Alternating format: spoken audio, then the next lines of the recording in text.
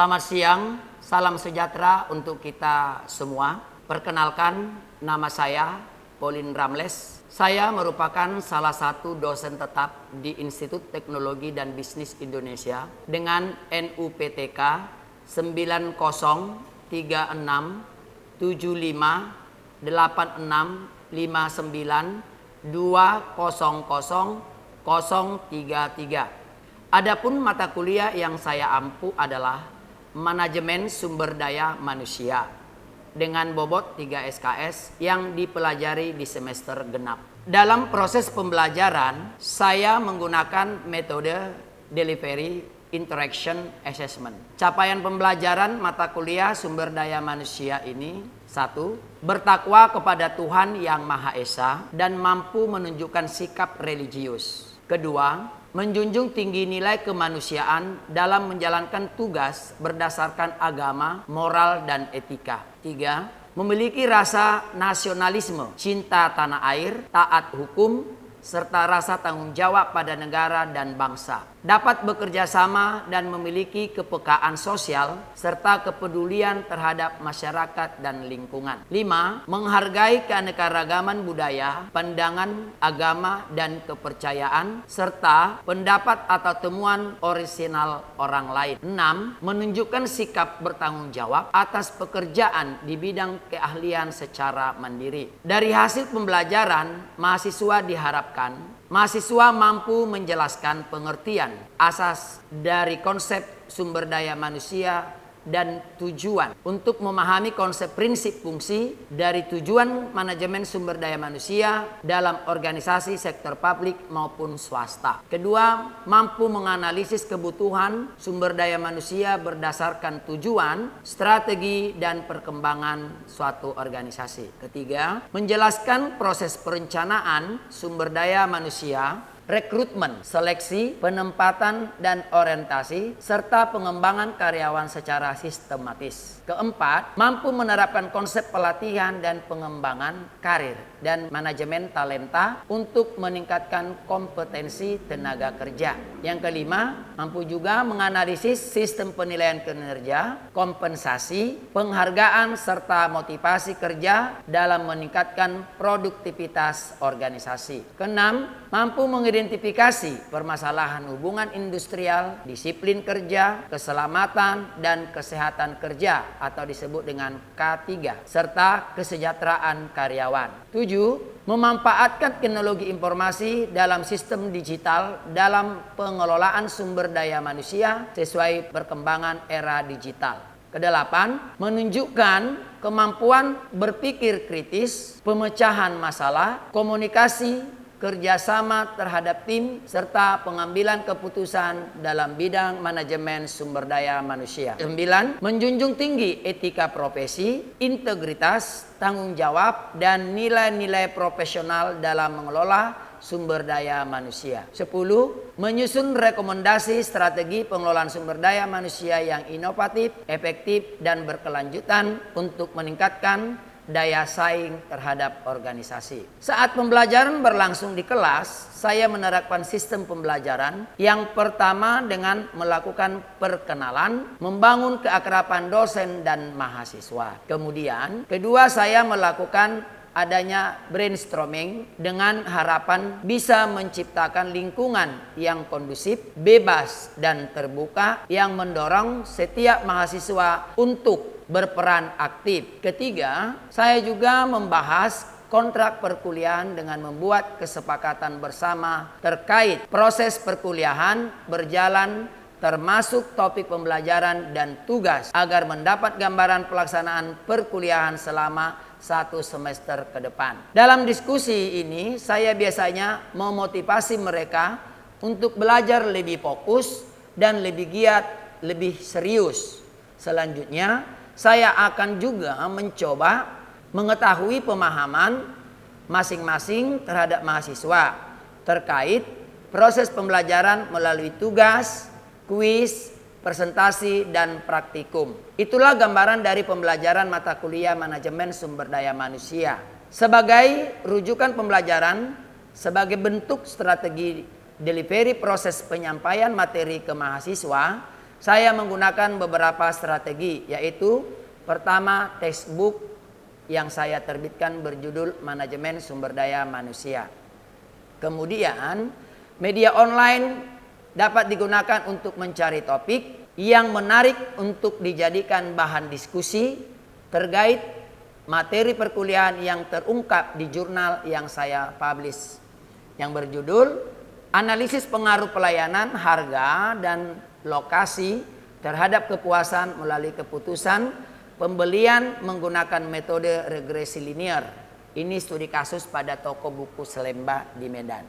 Kemudian strategi yang kedua dengan case method dan collaborate learning, dengan memberikan contoh kasus secara berkolaborasi terkait dengan masalah belajar serta pemberian kuis yang dapat didiskusikan agar mahasiswa lebih semangat dan semakin termotivasi dalam pembelajaran materi pembelajaran.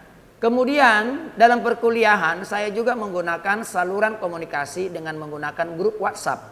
Hal ini dilakukan untuk berinteraksi langsung dengan mahasiswa dalam menjelaskan hal-hal yang terkait dalam pembelajaran atau terkait kendala-kendala selama proses perkuliahan. Untuk pelaksanaan asesmen dalam pembelajaran, saya melakukan evaluasi penilaian terhadap mahasiswa. Di awal pertemuan saya menjelaskan bobot penilaian dari mata kuliah ini, yaitu ujian akhir semester 20%, ujian tengah semester 20%, tugas 30%, kehadiran 10%, keaktifan mahasiswa 20%. Selanjutnya saya akan menampilkan proses pembelajaran saya di kelas dengan mata kuliah Manajemen Sumber Daya Manusia secara tatap muka. Selamat menyaksikan. Selamat pagi semuanya. Pagi, Pak. Oke. Bagaimana kabar? Baik, Pak. Nah, sebelum kita mulai pada hari ini, perkuliahan kita alangkah baiknya kita berdoa menurut agama dan kepercayaan kita masing-masing. Berdoa dimulai. Berdoa selesai. Sehat-sehat? Sehat, Pak. Semangat? Semangat, Pak. Oke, ya.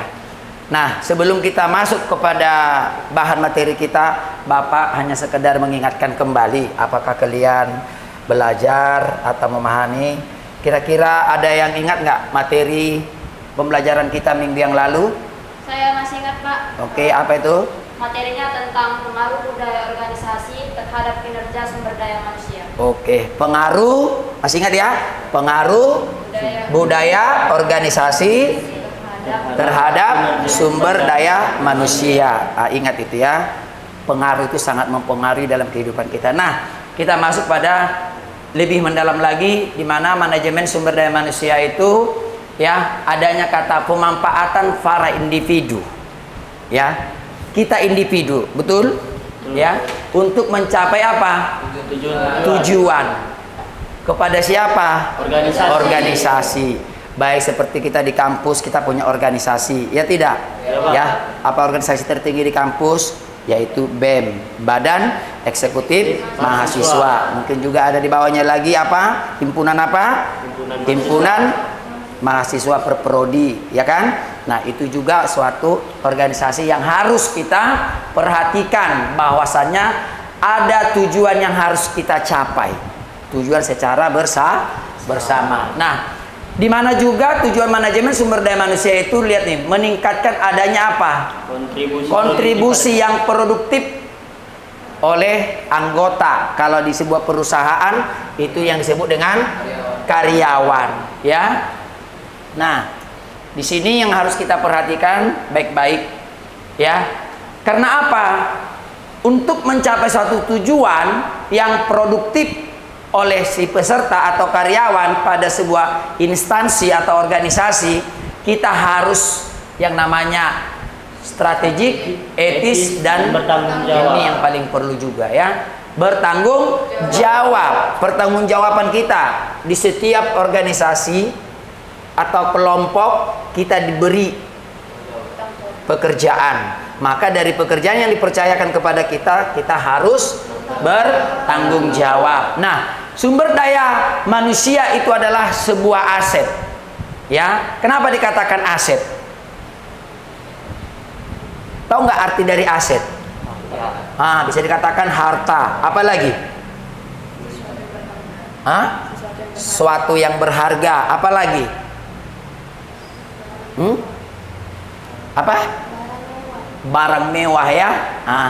Memang pada umumnya kata orang kan aset ya.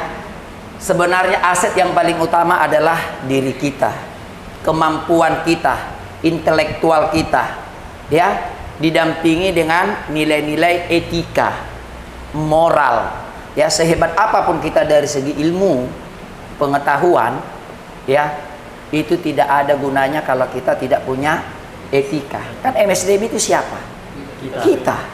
Kita sendiri. Dalam istilah manajemen personalia pernah dengar? Ya, di sebuah perusahaan ataupun di instansi atau di yayasan ada itu personalia biasa umumnya untuk apa? Rekrutmen, ya. Di sini dikatakannya apa? Terkandung pengertian bahwa karyawan atau personil hanya dianggap sebagai salah satu faktor produksi saja yang tenaganya harus digunakan secara produktif bagi pencapaian tujuan perusahaan ataupun organisasi. Ya. Sedangkan dalam istilah MSDM terkandung pengertian bahwa karyawan SDM yang ada dalam perusahaan merupakan aset kekayaan milik yang sangat berharga perusahaan sehingga harus dipelihara dan dipenuhi kebutuhan dengan baik. Ya. Di negara kita ini kita buat selalu negara kita sebagai contoh pedoman kita ya. Karena apa ya? Kita di negara ini tinggal kan. Nah, kenapa di sini sangat adanya berbeda? Ada yang paham di sini? Di sini katanya dia apa? Hanya pengertian sebatas karyawan. Karena juga memang banyak karyawan itu juga kalau sudah diterima dia bekerja, tidak ada rasa empati, tidak ada rasa memiliki, sehingga dia bekerja tidak optimal. Itulah yang dikatakan dia hanya sebatas karyawan. Itu penilaian dari pimpinan. Nah, seharusnya kita apa? Kalau kita contoh nih, saya nih kan karyawan juga di sini kan, dipekerjakan di kampus ini.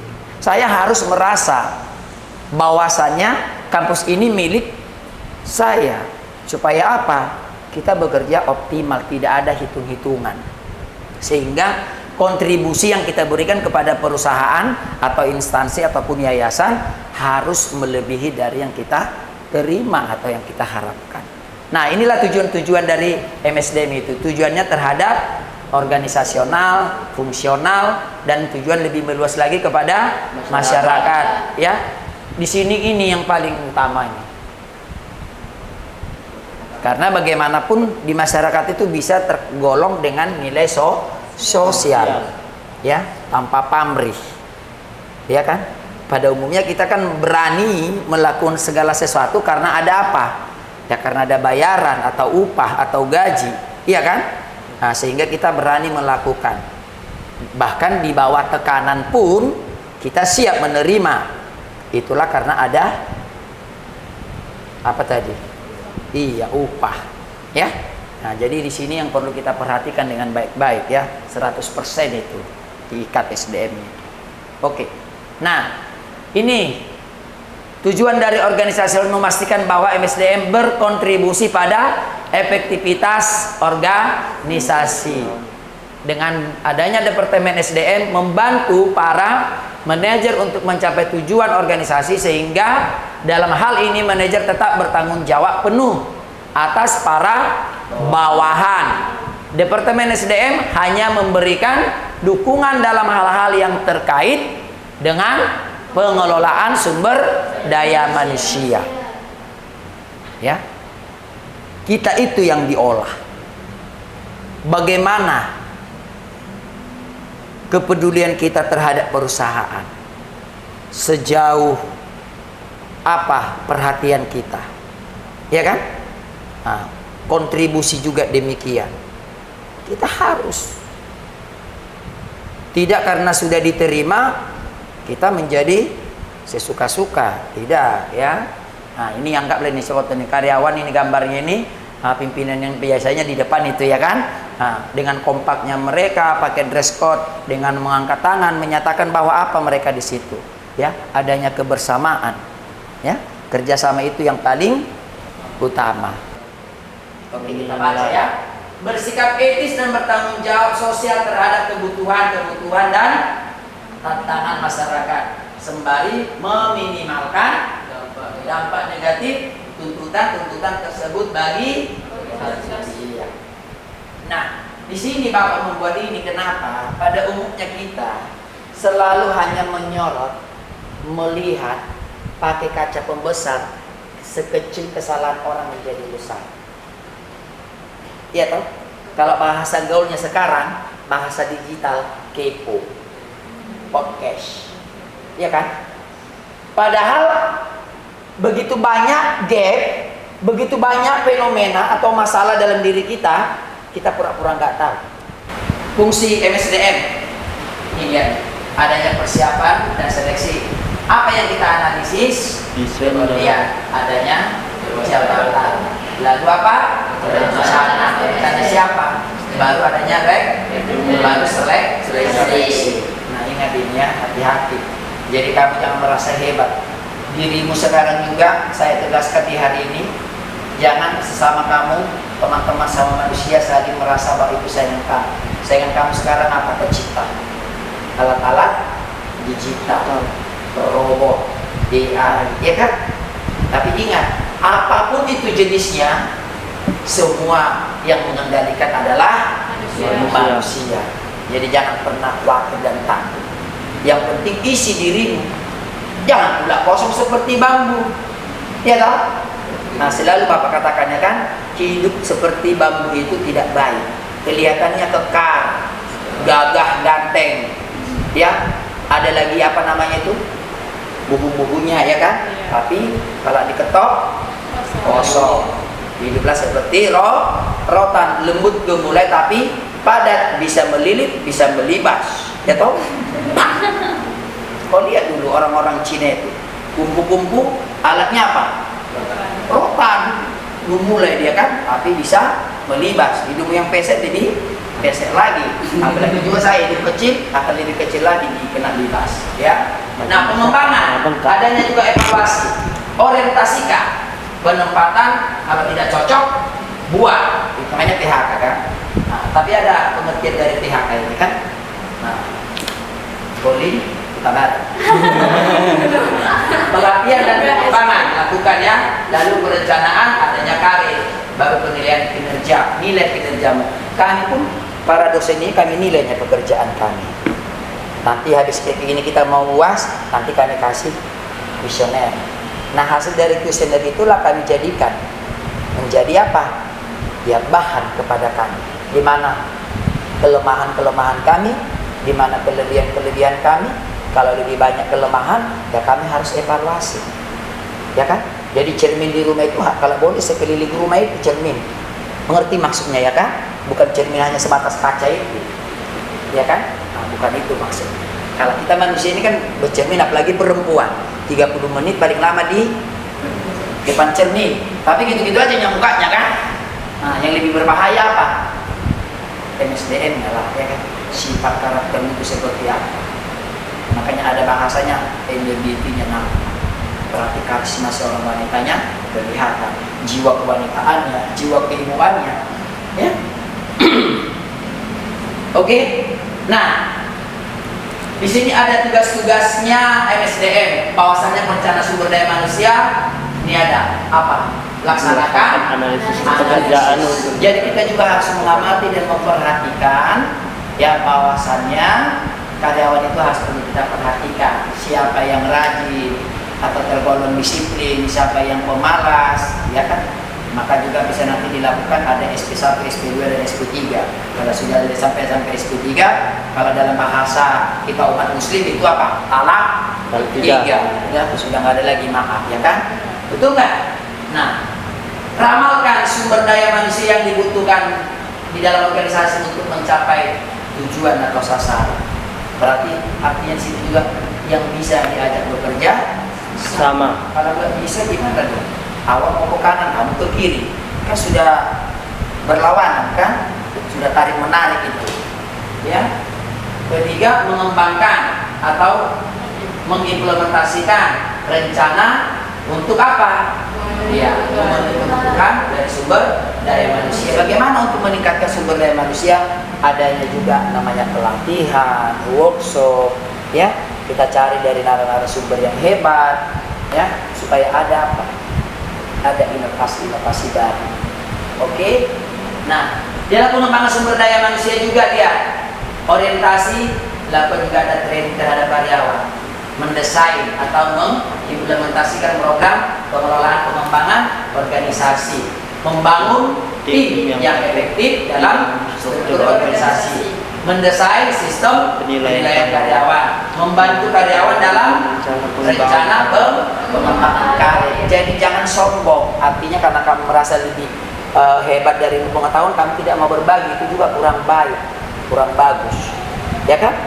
Nah, kalau kamu punya kelebihan, ya tutupilah kelebihanmu terhadap temanmu yang punya kekurangan. Karena bagaimanapun setiap manusia memiliki ada yang namanya nilai plus dan ada minus, ya kan? Ada kelebihan dan ada kekurangan. Nah, di sini juga perlu kita perhatikan.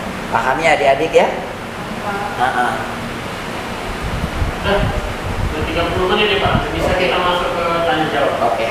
Nah, dari penjelasan Bapak tadi, kira-kira ada nggak yang mau bertanya?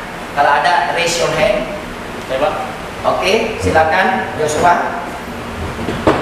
Saya ingin bertanya Pak mengenai materi yang Bapak bawakan hari ini mengenai pelatihan dan pengembangan karir. Ya. Tujuan dari pelatihan dan pengembangan karir itu seperti apa? Oke, terima kasih, sangat bagus ya. Apa tadi pertanyaannya? Mengapa atau apa tujuan dari pelatihan dan pengembangan? Nah, kita tadi udah jelaskan ya kan. Nah, supaya apa? Meningkatkan ilmu pengetahuan, menambah ya. Apa yang disampaikan di situ? Apa yang ditambah? Keterampilan, ya, pemahaman di dalam bidang yang kita jalankan. Kan nggak mungkin kan, sebenarnya kita, contohlah saya, walaupun saya sudah dikatakan dosen, masih butuh nggak kami pelatihan? Betul. Sangat butuh, ya. Masih banyak ilmu yang belum kami punya.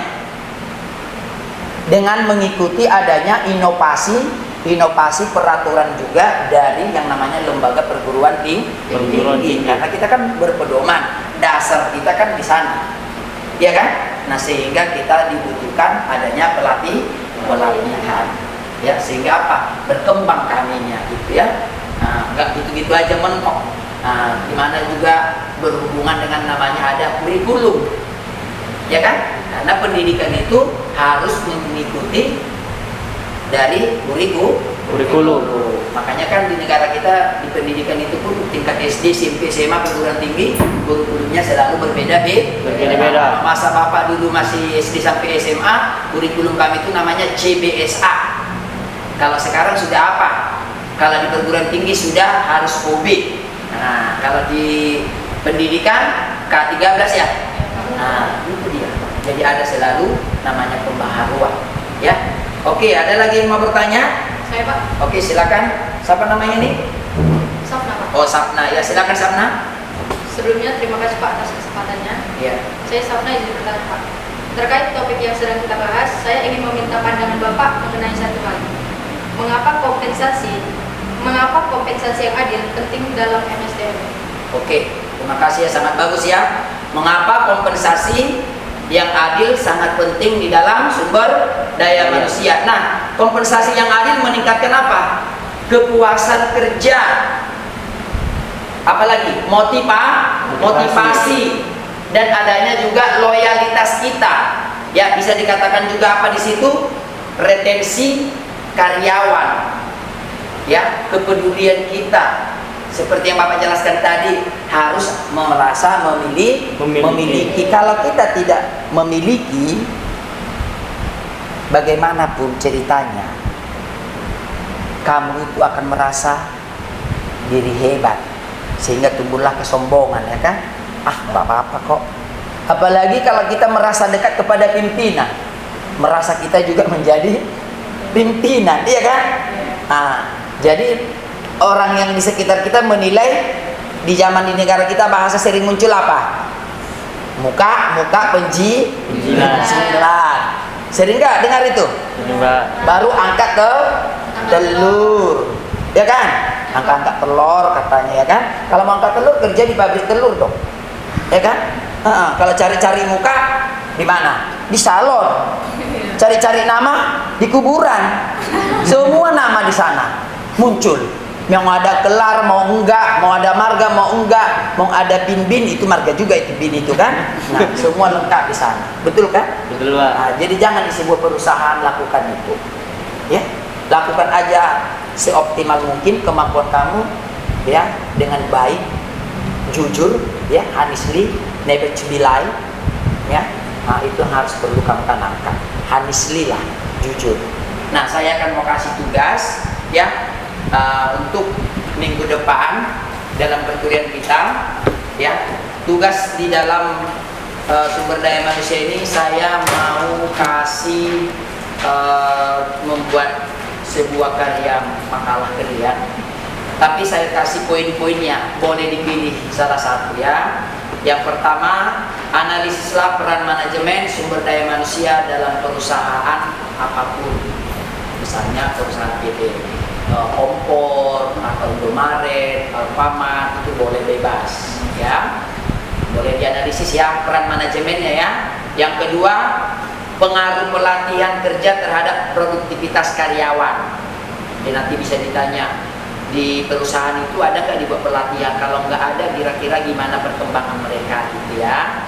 Nah, baru yang ketiga, apa tantangan manajemen sumber daya manusia di era digital sekarang? Ya, apa tantangan manajemen sumber daya manusia di zaman digital sekarang? Nah, yang keempat, peran kepemimpinan dalam mengelola sumber daya manusia. Jadi ingat perannya, ya, peran seorang pemimpin dalam mengelola sumber daya manusia seperti apa. Yang kelima, pengaruh budaya organisasi terhadap kinerja sumber daya manusia. Pengaruh budaya. Nah, budaya itu banyak, ya. Ada budaya dari suku, agama, ras, etnisme. Nah, bisa dilihat juga dari sana. Mungkin dari 5 itu aja boleh dipilih salah satu. Mau sama pun boleh, tapi jangan sama perusahaannya. Silakan dikerjakan dan dikumpul sebelum pertemuan kita minggu depan. 1 hari sebelum perkuliahan dikumpul. Oke? Ya, hanya itu aja. Ya Pak. Ya, boleh saya tutup pertemuan kita. Semoga bermanfaat apa yang kita jelaskan pada hari ini, ya. Dan paling utama, Anda bisa mengimplementasikan dan menerapkan dalam aktivitas Anda sehari-hari. Maka saya akhiri, salam sehat, salam pendidikan, salam toleransi. Demikianlah video pembelajaran ini saya mempersembahkan dalam unjuk karya PDD UKTPT dalam memenuhi sertifikasi dosen tahun 2026. Semoga bermanfaat untuk mahasiswa dan umumnya masyarakat. Salam sejahtera untuk kita semua.